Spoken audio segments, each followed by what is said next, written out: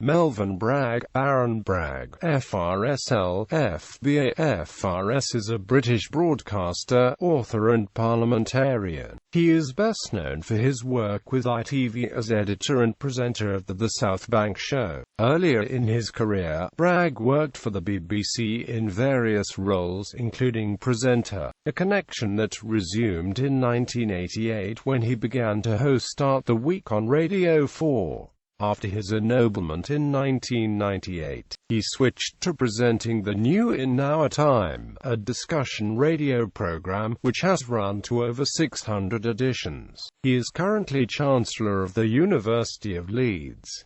Early life. Bragg was born on 6 October 1939 in Carlisle, the son of Mary Ethel, a tailor, and Stanley Bragg, a stockkeeper-turned-mechanic. He was given the name Melvyn by his mother after she saw the actor Melvyn Douglas at a local cinema. He was raised in the small town of Wigton, where he attended the Wigton Primary School and later the Nelson Tomlinson Grammar School, where he was head boy. He was an only child, born a year after his parents married, on the eve of World War II. His father was away from home serving with the Royal Air Force for 4 years during the war. His upbringing and childhood experiences were typical of the working-class environment of that era. As a child, the woman he was led to believe was his maternal grandmother was in reality the foster parent of his own mother, his grandmother having been forced to leave the town due to the stigma of her daughter being born illegitimately. For the age of 8 until he left for university, his family home was above a pub in Wigton, the Blackmore Hotel, of which his father had become the landlord.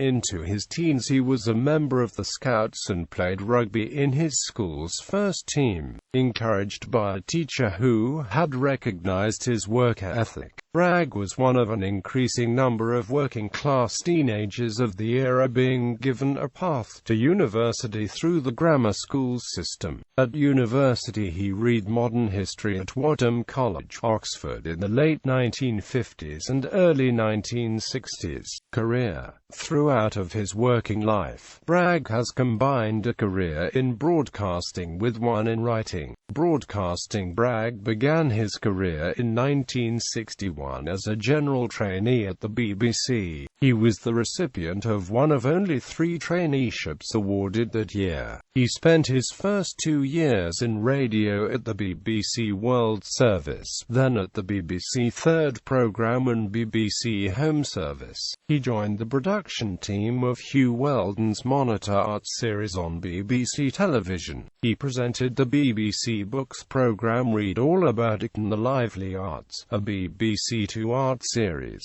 He is best known for the London weekend television arts programme The South Bank Show, which he edited and presented from 1978 to 2010.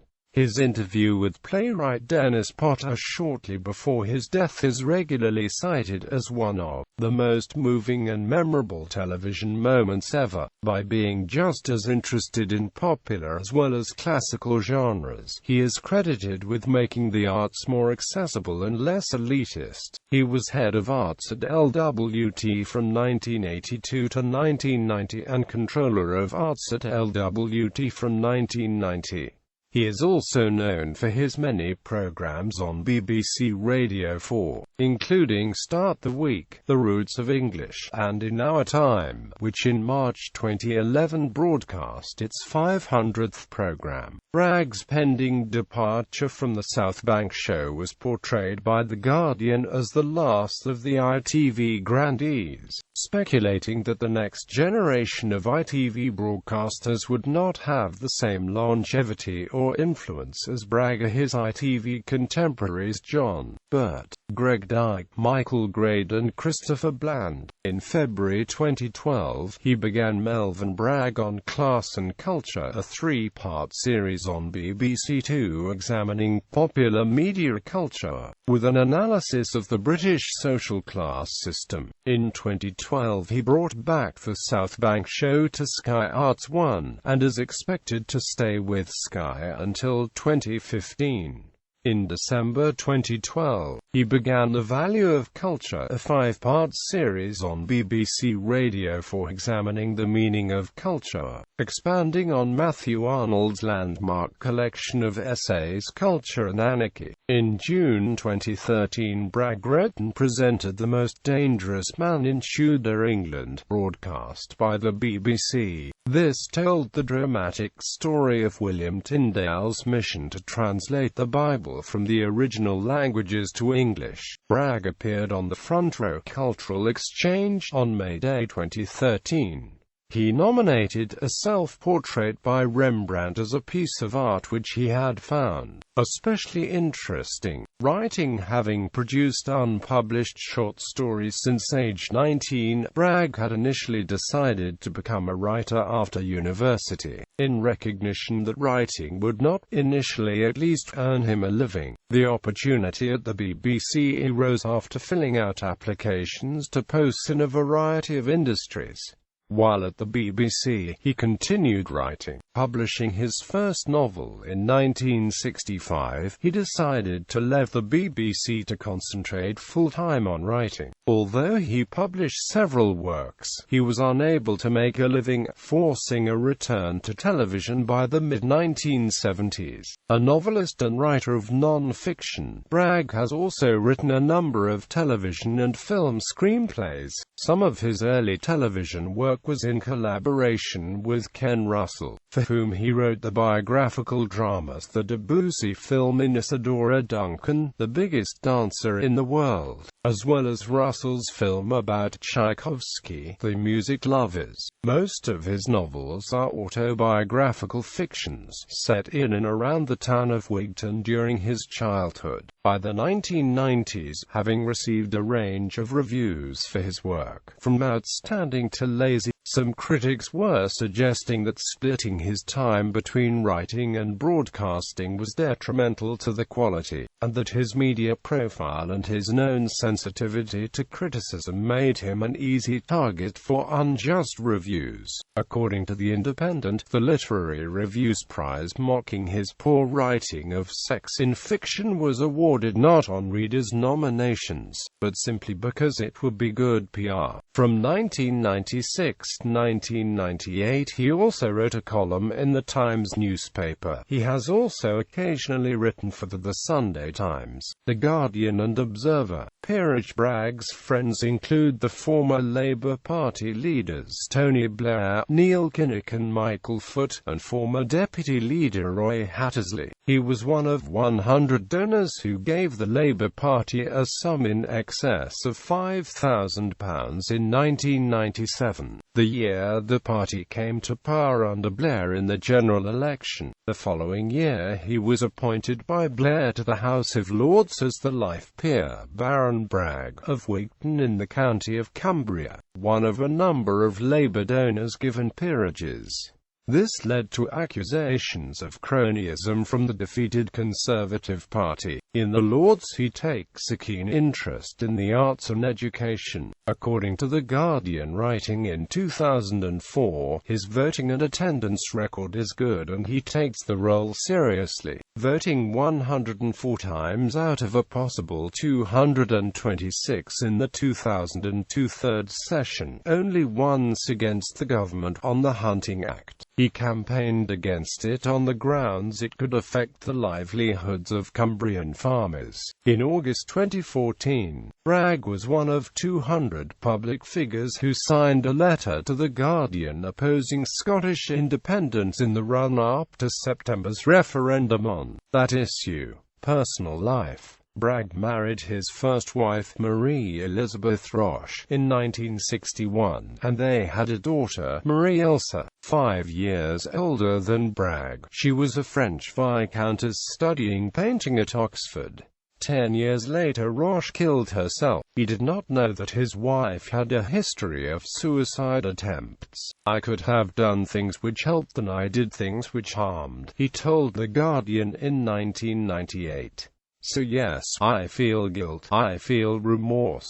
Bragg's second wife, Catherine Mary Haste, whom he married in 1973, is also a television producer and writer, whose literary work includes editing the 2007 memoir of Clarissa Eden, widow of Sir Anthony Eden, and collaborated with Cherie Booth, wife of Tony Blair, on a 2004 book about the wives of British Prime Ministers.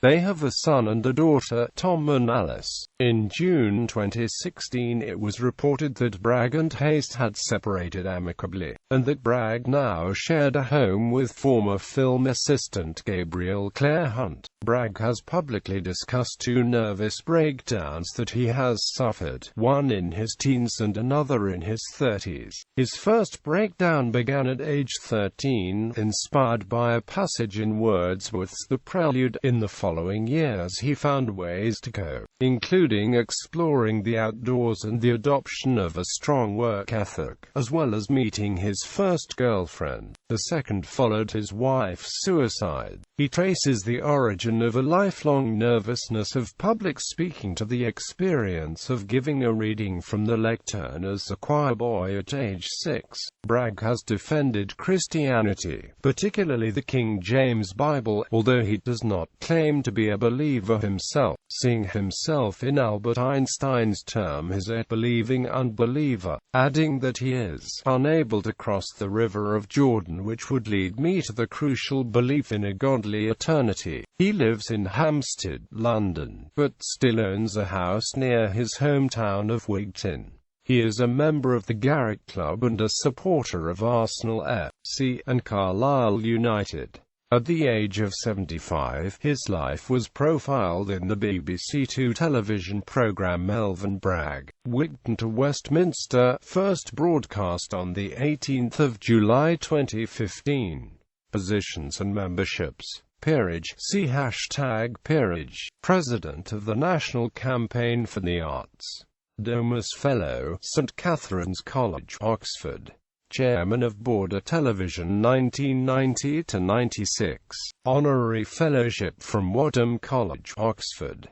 Governor of the London School of Economics. Chancellor of the University of Leeds. President of the charity Mind.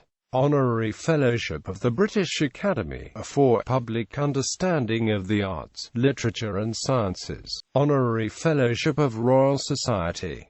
President of the National Academy of Writing. Vice President of the Friends of the British Library. Chairman of the Arts Council Literature Panel. Awards and Honours. Literary Prizes. Writers Guild Screenplay Award. Mail on Sunday. John Llewellyn Rhys Prize for Without a City Wall.